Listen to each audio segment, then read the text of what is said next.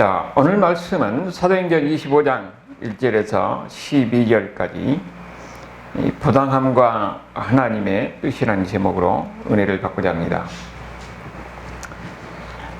우리가 이 세상을 살아가면서 보면은 항상 공평을 많이 이야기하잖아요.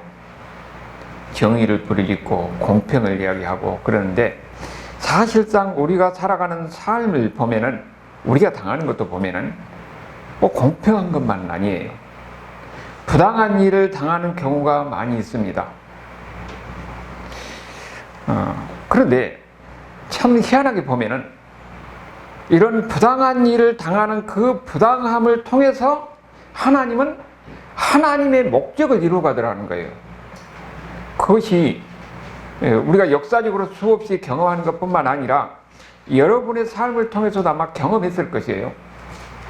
내가 부당한 일을 당했는데 그 부당한 일이 내 인생을 바꾸는 경우가 많이 있습니다. 그런데 지나고 보면은 이것이 오히려 나에게 상당한 유익한 일을 주는 경우가 많이 있는 거예요. 하나님이 이렇게 인도하셨구나 하는 것을 나중에 깨닫게 되는 겁니다. 그런데 성경에도 보면은 그런 이야기가 많이 나옵니다. 부당한 그런 일을 통해서 하나님의 뜻을 이루어가는 경우가 많이 있거든요. 우리가 대표적으로 보면은 이스라엘 백성들 애굽에서 노예 생활을 했잖아요. 노예 생활하면서 혹독한 어려움을 당하는데 이스라엘 백성들의 수가 갑자기 이렇게 불어나니까 그게 애굽 사람들이 위기의식을 느끼는 거죠. 그렇게 바로가 어떻게 했습니까? 남자들을 다 죽이라고 그랬어요. 남자들을 다 죽이라고 할 때 그때 모세가 건짐을 받았잖아요. 그런데 나중에 보니까 이런 것을 통해서 어떻게 됩니까? 하나님의 뜻이 이루어지는 거예요. 하나님의 목적이 이루어진 것을 우리가 보게 되는 겁니다. 부당한 일을 통해서 하나님은 그 부당한 사건을 통해서 하나님의 목적이, 하나님의 뜻이 이루어져 가더라는 거예요. 우리가 부당함의 극치라고 하면은 예수님이 십자가를 질 수가 있겠잖아요. 인간의 죄를 위해서, 인간을 구원하기 위해서 하나님의 아들이 이 땅에 오셨는데 사람들이 그걸 알아보지 못하고 구원자인 예수님을 십자가에 못 박혀 죽었어요. 그보다 더 부당한 일이 어디가 있습니까? 그런데 그 부당한 일이 어떻게 됩니까? 하나님이 허용하는 것이에요. 하나님이 허용한 것. 그 허용한 하나님의 이 부당함을 통해서 인류를 구원하는 이런 역사가 일어나는 거예요. 하나님의 뜻이 이루어진 겁니다. 그 속에 하나님의 보이지 뜻이 있었다는 것을 우리가 알게 되는 거죠. 그렇다면 예수 믿는 사람들에게도 이런 부당한 일, 억울한 일, 부당하게 당한 일이 있다는 겁니다. 그런데 우리가 당하는 억울한 일, 부당한 일, 그 속에서 하나님의 목적을, 하나님의 뜻을 이루어간다는 거예요. 우리가 그러면은 부당한 일, 억울한 일을 당할 때 어떻게 됐습니까? 환경이나 사람을 보지 말고 하나님을 바라봐야 돼요. 그것이 우리가 성경을 통해서 얻는 지혜입니다. 인생을 살아가는 지혜예요. 내가 이렇게 아무 잘못도 없는데 억울한 일, 부당한 일을 당할 때에 우리는 먼저 사람이나 환경이나 아니면 내 자신의 신체 따라가고 절망할 것이 아니라, 하나님이 나를 하나님이 어떻게 우리를 사랑하셨어요? 모든 사람 중에서 우리를 예수 그리스도의 피로 인해서 선택받는 하나님의 귀한 사람들이에요. 그러니까 내가 인생에 어디 가든지 하나님은 나와 동행하시고 나를 아시는 하나님이에요.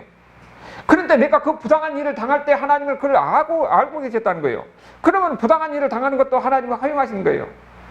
그러면 우리는 어떻게 되느냐? 하나님의 뜻이 무엇일까? 하나님이 이를 통해서 나를 어떻게 하실까? 그래서 우리는 어떻게 되냐? 예수 믿는 사람들은 하나님을 바라봐야 돼요. 하나님의 뜻을 바라봐야 됩니다. 그러면은 억울한 일, 부당한 일도 우리가 감당해 나갈 수가 있고, 사람을 미워하지 않고 환경을 보고 절망하지 않습니다. 이것이 예수 믿는 사람들만이 가질 수 있는 위대한 지혜고 힘인 겁니다. 여러분이 바로 그런 사람이 돼야 돼요. 오늘 이야기 보니까 바울이 그런 일을 당하고 있는 겁니다. 부당한 일을 당하고 있는 거예요. 우리가 바울을 보면은 바울이 어떻게 됐습니까? 그는 자기 민족을 사랑해서 어떻게 하면 그 사람들이, 자기 민족 유대인들이 구원을 받아서 천국 백성이 될 것인가? 멸망이나 절망이 아니라 그들이 구원을 받아서 천국 백성이 되고 구원받는 하나님의 백성들이 될 것인가 하는 거에 모든 초점이 있는 사람이잖아요. 그래서 유대인들에게 복음을 전하고 이방에 가서 이방에게 복음을 전하고 이방에 가서 곳곳에 복음을 전해서 결국은 교회가 세워지고 예수 믿는 사람을 통해서 그런 교회가 세워진 가운데 그들이 예루살렘에 기근이 드니까는 헌금을 가지고 예루살렘에 있는 형제들을 도우기 위해서 예루살렘에서 박해가 있을 것이라는 것을 알고도 왔습니다. 오직 그는 자기 이 동족들을 위해서 예루살렘에 있는 그 성도들을 그들을 돕기 위해서 구제 헌금을 가지고 왔는데 예루살렘에 있는 교회 성도들은 그것을 인정해 주지 않고 오히려 모함하고 심지어는 유대인들은 예루살렘 성전 앞에서 어떻게 됩니까? 바울을 거의 죽을 만큼 때려가지고 거의 걸어가지도 못할 정도로 이렇게 됐잖아요. 그리고 감옥에 가뒀어요. 죄도 없는데.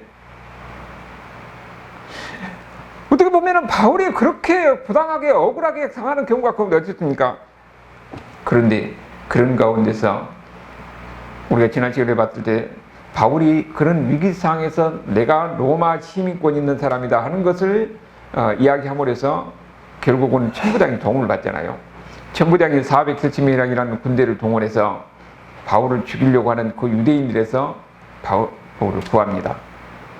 그리고 총독의 재판을 받기 위해서 가이사라까지 가는 거예요.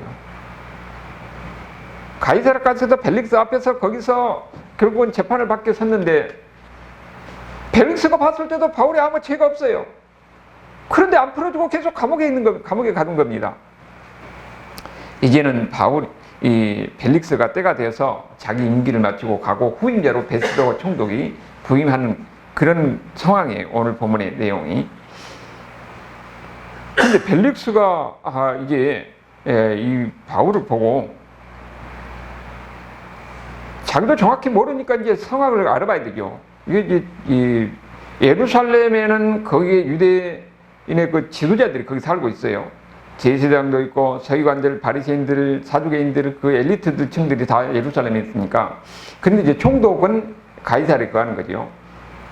그래서 이제 거기에 인사하러 어떻게 보면은 자기가 그 총독으로 부임했으니까 그에 있는 지도자들과 인사 나누러 예루살렘까지 가는 겁니다. 그 예루살렘까지 가니까 그 사람들이 또 그들의 관심은 뭐냐? 바울을 어떻게든 죽이려고 그렇게 항상 마음에 그렇게 품고 있었던 거예요. 그래서 베스도 총독에게 바울에 대해서도 온갖 이야기를 하면서 바울이 예루살렘에 데리고 와서 예루살렘에서 재판받게 해달라. 근데 그들의 의도는 뭐라고 그러니까 그렇게 이야기해가지고 바울을 죽이려고 하는 음모를 가지고 있었다는 거예요. 근데 다행히 베스도 총독이 내가 곧 가이사라로 내려가니까 너희들이 가이사라과 와서 바울이 거기서 재판을 받게 한다. 그렇게 결정을 하고 얼마 후에 거기에 있는 이 유대에서 대제사장이라든지 아니면 지도자든지 바울을 고소하기 위해서 그 사람들이 다 이 가이사라까지 내려오는 겁니다. 가이사라에 내려와서 6절에서 보니까 뭐라옵니까? 그들이 내려와가지고 바울에 대해서 고소를 해요. 고발을 하는데 7절에 보면은 여러 가지 사건으로 고발하지만 증거를 대지 못하더라. 그래서 바울이 말하기를 나는 율법이나 성경이나 이런 가이사라에 대해서 어떤 지혜를 범한 것도 없다. 그렇게 이야기를 하지요. 그들이 바울에 대해서 고발하고 여러 가지로 이야기하지만 아무 증거도 없는 겁니다. 그러니까 바울은 억울한 가운데서 감옥에 갇혀 있어서 재판을 받고 있는 거예요. 그럴 때에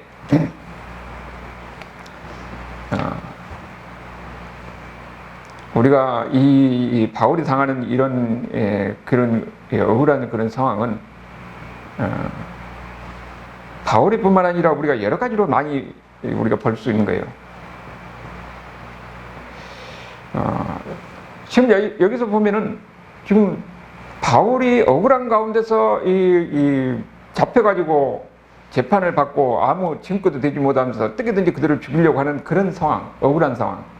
이런 것이 우리 가운데서도 수없이 일어나기 때문에 이 바울의 이야기를 통해서 우리가 무엇을 배울 것인가, 그리고 우리 삶 속에서 어떻게 우리가 적용할 것인가 하는 것이 우리에게는 중요한 메시지입니다. 성경에서 그걸 어떻게 우리에게 이야기하고 있는가. 왜냐하면 바울이 당하는 이런 억울한 일, 부당한 일이 우리 가운데서도 수없이 일어나기 때문에 거기서 답은 우리는 성경에서 답을 찾아야 되겠죠. 그런데 항상 아까도 처음에도 이야기했었는데 우리가 아무 잘못도 없는데 애매하게 어떤 고난을 당하고 어려움을 당하고 부당한 일을 당하는 경우가 있다는 거예요. 그런데 그것이 항상 뭐라고 그랬습니까? 하나님이 허용하는 것이라고 그랬어요. 여러분, 우리 예수 믿는 사람들에게 하나님이 허용하지 않으면은 사단은 우리를 털끝도 건들지 못한다고 그랬어요. 그러니까 우리가 당하는 이런 모든 것은 하나님이 허용해서 일어나는 겁니다. 항상 그것이 우리에게 전제가 돼야 돼요. 우리가 대표적으로 보면 예수님도 그러잖아요. 예수님도 얼마나 부당하고 억울하게 당합니까?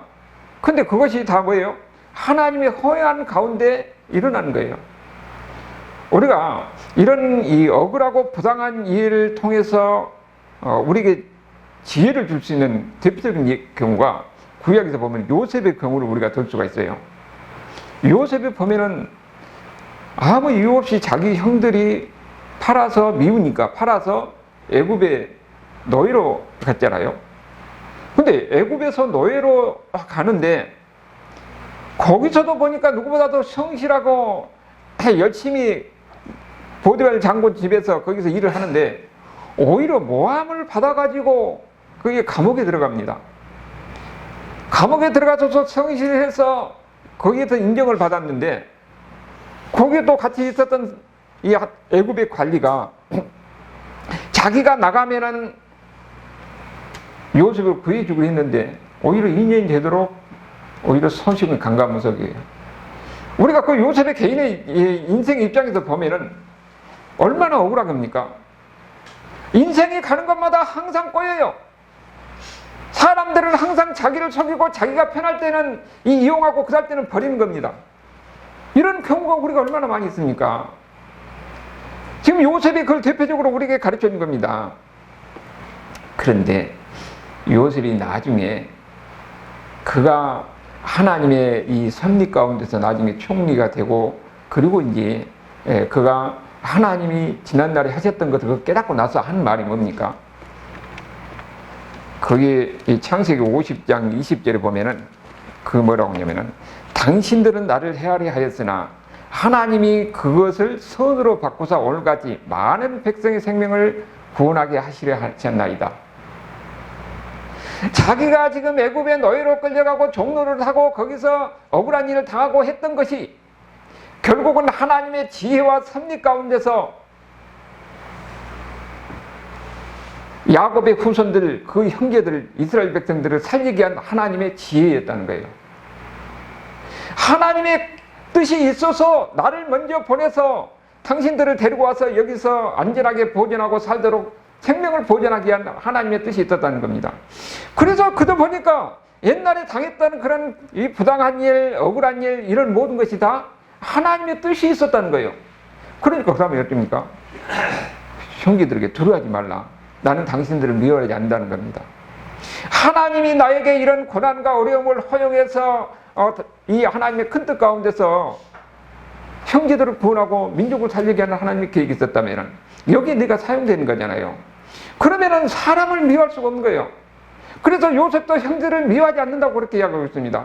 이것이 요셉에가 있는 것이 아니라 우리도 마찬가지라는 겁니다. 우리 인생에도 그런 일이 있었다, 얼마든지 있을 수 있다는 거예요. 하나님이 우리는 보면 거창하게 요셉까지 한 민족을 살리고 그렇게 이야기를 하지만은 우리가 역사적으로도 그런 일이 얼마든지 있고 우리 개인을 봐도 봅니다.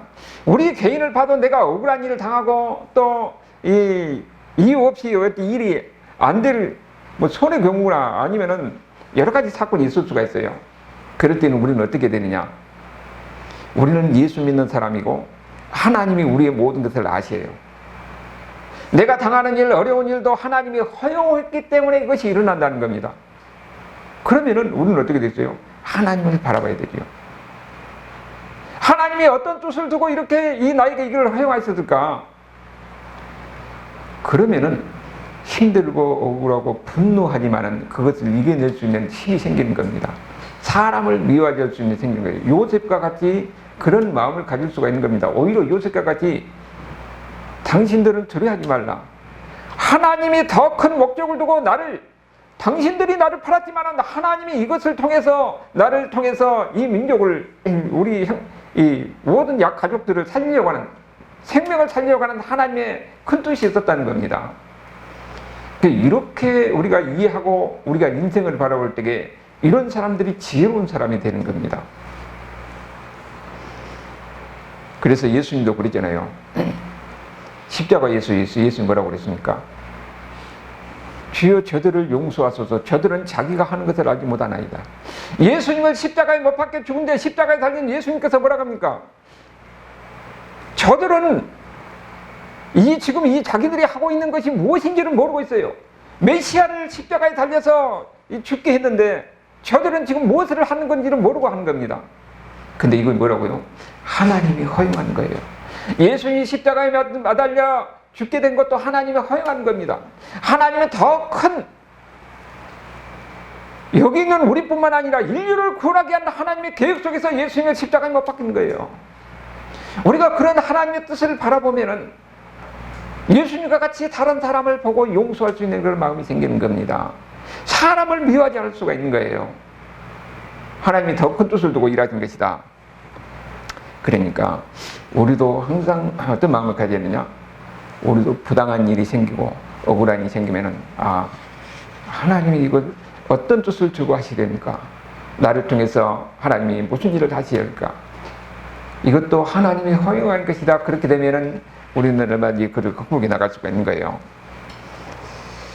우리가 항상 그런 일을 당할 때 항상 우리가 잊어서는 안 되는 것은 하나님은 다 아신다 하는 거예요. 그런데 내가 어려움을 당할 때, 힘들 때 그 가운데서도 하나님을 나를 지키시고 나를 보호하시고 나를 인도할 것이다. 이런 믿음을 가지고 우리는 살아가야 됩니다. 이것이 예수 믿는 사람의 삶이에요.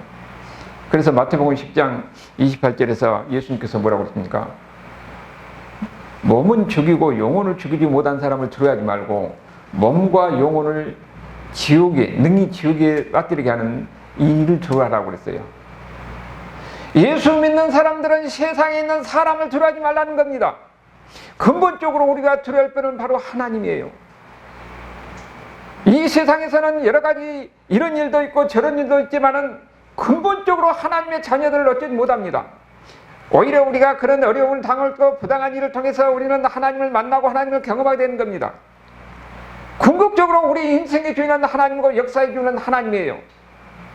여러분, 그거를 우리는 지난날 좀 짧은 우리 기간 동안에 우리가 경험했잖아요. 우리나라적으로 사람이 계획하지만 궁극적으로는 하나님의 뜻이 이루어진 겁니다. 우리 인생도, 개인의 인생도 궁극적으로 우리는 어떤 믿음을 가져야 되냐? 사람들이 나를 여러 가지로 속이고 나를 괴롭히고 내가 힘들고 이런 가운데 있을 수 있지만은 우리 영혼은 어쩌지 못하는 거예요. 그래서 몸과 영혼을 오히려 지옥에 말하게 하는 그 하나님을 두려워하는 것이지, 우리는 사람을 두려워하고 환경을 두려워하지 않는 겁니다. 우리는 그래서 하나님을 바라보고 하나님을 의지하고 그 하나님께 기도하고 하나님께 매달려서 우리는 환경을 극복해 나갈 수 있는 거예요. 이것이 바로 예수 믿는 사람의 삶이에요. 그래서 내가 부당한 일을 당할 때, 내가 잘못한 일을 당할 때는 하나님의 뜻이 있구나, 하나님의 뜻이 무엇인가, 그거를 바라봐야 돼요. 그러면서 이런 어려움을 당하는 이들에게 로마서에서 항상 우리에게 주는 그 메시지가 뭐냐 하면은, 격려의 메시지가 보니까 로마서 8장 35절에 보면은, 누가 우리를 그리스도의 사랑에서 끊으려 환난이나 공고나 박해나 기근이나 적신이나 위험이나 가리라. 그러면서 그러나 이 모든 일에 우리가 사랑하신 이로 말미암아 우리가 넉넉히 이긴다고 그랬습니다. 우리가 이 세상에서 어려움을 당하고 힘듦을 당하고 부당한 일을 당하고 고통을 당하지만은 하나님은 우리와 함께 하신 겁니다. 우리를 지켜준 거예요. 그리고 우리가 혼자가 아니라 하나님께서 함께 하신 겁니다. 성령을 통해서 우리를 지켜주시는데 하나님의 지혜로 결국은 넉넉히 이기게 한다는 겁니다. 궁극적으로 예수 믿는 사람들은 승리하게 되어 있다는 거예요. 그런데 실제 우리의 삶을 보면 어떻습니까? 그런 것 같지 않아요. 그렇잖아요. 아니, 누구보다도 열심히 예수 믿고 하나님 앞에 신실한 사람인데 왜 저 사람은 저렇게 힘들고 어려운 가운데 있는가? 오히려 예수도 모르고 참 마음도 악하고 나쁜 일을 하는데 저 사람은 사업도 잘 되고 이 몸도 건강하고 하는 것도 잘 돼요. 그럴 때 우리 예수 믿는 사람들이 많이 시험에 빠집니다. 그렇잖아요. 그것이 우리가 보는 것이니까 거기에 대해서 답을 준 것이 시편 73편이에요. 시편 73편 3절에서 보면은 3절에서 5절까지 한번 봅시다. 854페이지예요. 거기 보니까 이는 내가 악인의 형통함을 보고 오만한 자를 질투하였음이로다. 아니 악인과 이 오만한 자가 이거 잘 되는 거예요. 그러면은 여러분 어떻습니까? 하나님도 모르고 이 예수님도 안 믿고 하는 사람들이 그들이 잘 되고 그들이 잘 나가고 건강하고 그러면은 예수 믿는 사람들 나는 그래도 하나님 믿는데 질투가 생겨도 안 생겨요. 그러면서 5절에 뭐라고 하냐면은 4절에 그들이 죽을 때도 고통이 없대. 오히려 힘이 더 건강이야. 아니 나는 예수 믿는 사람들 맨날 코 흘려갖고 감기가 훌쩍훌쩍 하는데 예수 안 믿는 사람들 몸도 건강하고 그들은 감기도 안 걸리고 몸도 건강하고 튼튼한 거예요. 여러분 그럴 때 우리는 솔직히 말해서 예수 믿는 사람들을 시험에 듭니다. 왜 그러냐? 그리고 5절에 보니까 사람들이 당하는 고난이 그들에게는 없고 사람들이 당하는 재앙도 그들에게 없대. 예수 안 믿는 사람들 하나님도 모르는 악인들에게는 아니 왜 그들은 하는 일도 잘 되고 재앙도 없는가? 12절에 보면 볼지어다 이들은 악인이라도 항상 편안하고 재물은 더 불안해. 사업은 더 잘 돼요. 여러분 이걸 보고 우리 예수 믿는 사람들은 시험에 듭니다. 아니 안 믿는 사람들이 사업도 잘 되고 몸도 건강하고 하는 일도 잘 되고 그러면은 우리가 예수 믿는 것에 대해서 회의적인 생각을 많이 갖잖아요. 그런데 거기에 대한 답이 17절에 나와요. 하나님의 성소에 들어갈 때야 그들의 종말을 내가 까달았나이다. 그가 성전에 들어가서 그들의 종말이 어떤 것인가를 그걸 알게 됐던 거예요. 그래서 그들의 종말이 뭐인 걸 봤더니 18절에 보니까 주께서 참으로 그들을 미끄러운 곳에 두시며 파멸에 던지네. 그렇게 이야기했어요. 하나님의 성전에서 하나님께서 보여준 것을 보니까 그들이 세상에서 잘 나가고 세상에서 하나님 없이도 사업도 잘 되고 몸도 건강하고 재산도 많고 그런데 결국은 나중에 보니까 그들의 종말은 지옥으로 미끄러져가는 그런 파멸의 길이었다, 파멸의 운명이었다는 것을 우리에게 보여주는 겁니다. 우리가 세상의 것만 보면은 시험에 들 수가 있어요. 세상의 것만 보면은 악인이 형통하고 하나님을 모르는 사람들이 그들은 사업도 잘 되고 몸도 건강하고 그런 것 같습니다. 그러나 하나님은 반드시 심판하시는 하나님이십니다. 이 세상에서 심판하지 않으면 그 다음에 죽음이라도 반드시 심판하시는 하나님이라는 것을 우리에게 보인 겁니다. 이것이 예수 믿는 사람들에게 하나님을 믿는 사람들에게 우리에게 준 이 지혜예요. 우리 예수 믿는 사람들은 이 세상에 있는 것만 보고 사는 사람이 아닙니다. 역사에 주는 하나님이시고 죽음 이후까지도 내다보는 하나님을 믿는 사람들이에요. 그렇기 때문에 우리는 이 세상에만 보고 판단하는 사람이 아니에요. 악인에 대해서 하나님은 심판하십니다. 그런데 이 세상에서 그들이 심판을 받지 않으면 나중에 죽음이라도 반드시 심판한다는 것을 성경을 통해서 우리에게 보여주는 거예요. 그러면 우리가 이런 부당한 일을 당할 때 어떻게 해야 되느냐?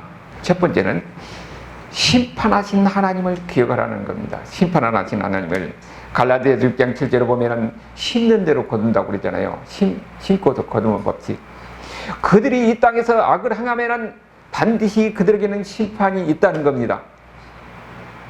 그들이 행한 대로 하나님은 반드시 갚는다는 거예요.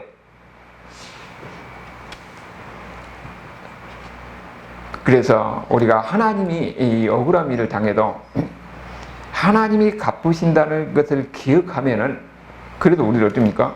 견딜 수가 있잖아요.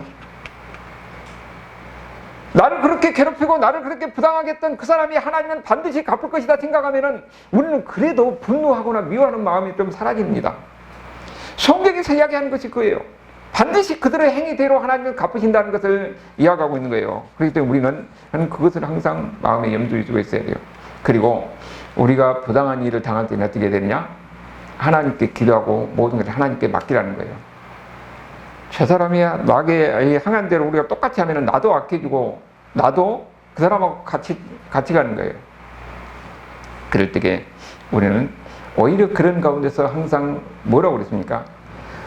내가 이렇게 어려움을 당하고 힘든 가운데 있는데 이것이 허용하는 하나님의 뜻이 무엇일까? 그러면서 하나님 앞에 기도하고 하나님께 매달린 겁니다.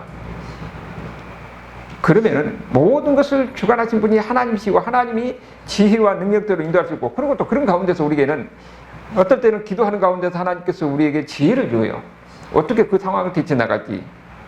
궁극적으로 예수 믿는 사람들은 하나님을 믿는 사람이고 이 모든 것을 주관하신 분은 하나님이기 때문에, 그것도 믿기 때문에 하나님을 바라보고 기도하는 가운데서 문제를 해결하려고 해야 돼요.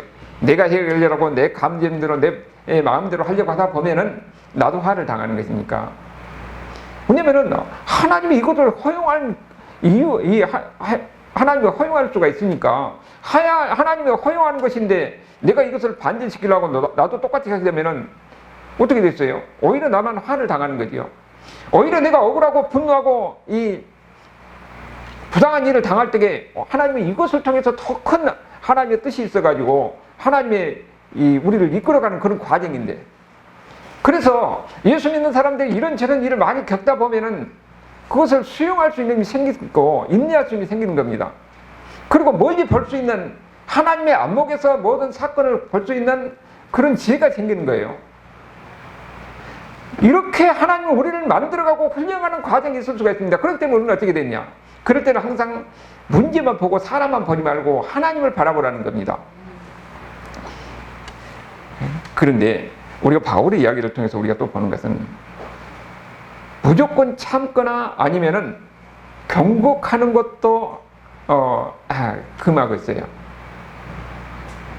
무조건 참으라는 것도 아니고 그렇다고 해서 항상 공격하는 것도 아니에요. 근데 바울을 보니까 어떻게 됩니까? 때로는 우리의 결백을 위해서 노력하는 것도 필요하다는 겁니다. 바울이 그러잖아요.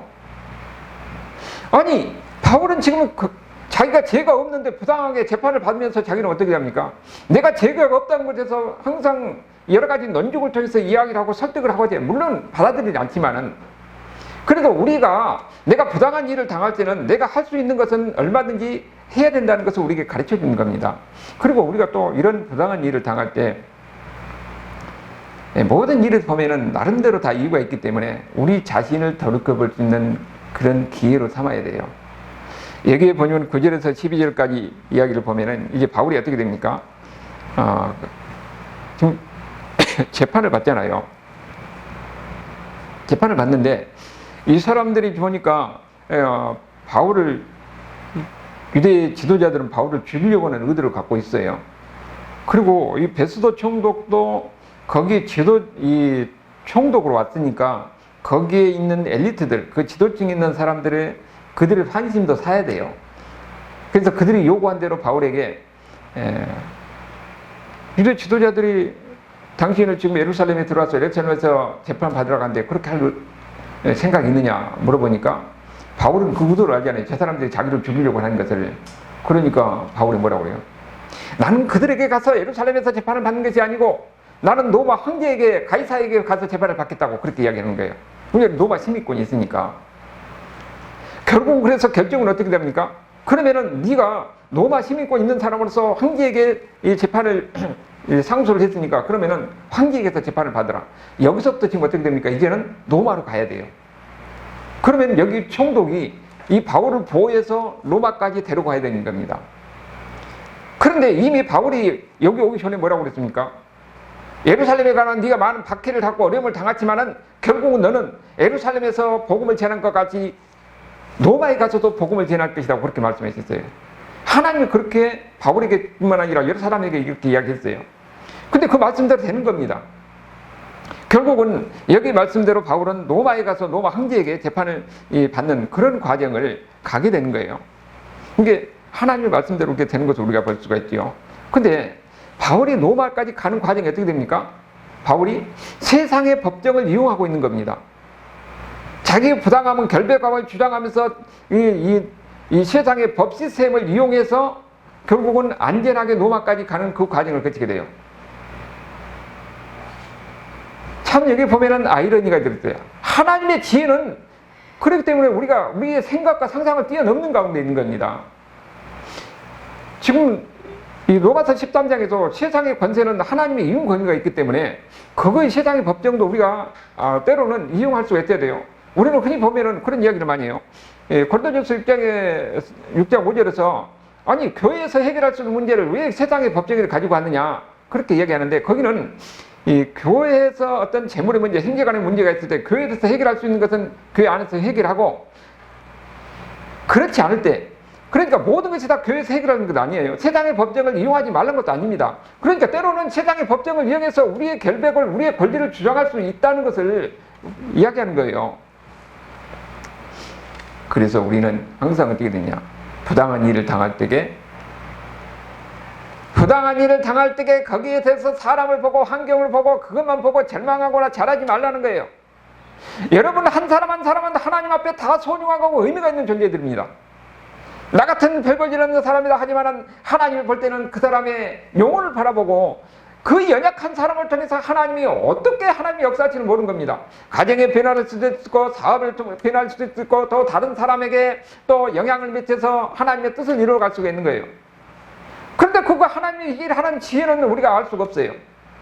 바울이 부당한 일을 당하는 가운데서 재판을 받는 과정에서 로마 황제에게 상소를 했더니 결국은 로마에서 군대를 동원해서 바울을 보호해서 로마까지 가게 한 것처럼 우리가 어려움을 당하고 힘든 가운데 있을 때에 하나님이 우리를 어떻게, 바울을 사랑하신다 하나님이 우리를 사랑하시는 거예요. 그렇기 때문에 우리가 어려운 일을 힘들 당할 일 아니면 사업의 문제, 어떤 육신의 질병의 문제, 이런 문제를 다 하나님은 우리가 다 하나님의 허용한 범위에서 일어나는 거예요. 그렇다면은 우리가 이런 일을 당할 때도 어떻게 됩니까? 사람을 보고 절망하지 말고 하나님 앞에 나와서 기도하고, 하나님이 이것을 통해서 하나님께서 나를 어떻게 인도하시렵니까? 나를 향한 하나님의 뜻이 무엇입니까? 이를 가운데서 내가 어떻게 이것을 극복해 나가야 합니까? 하고 하나님께 매달리고 기도하는 겁니다.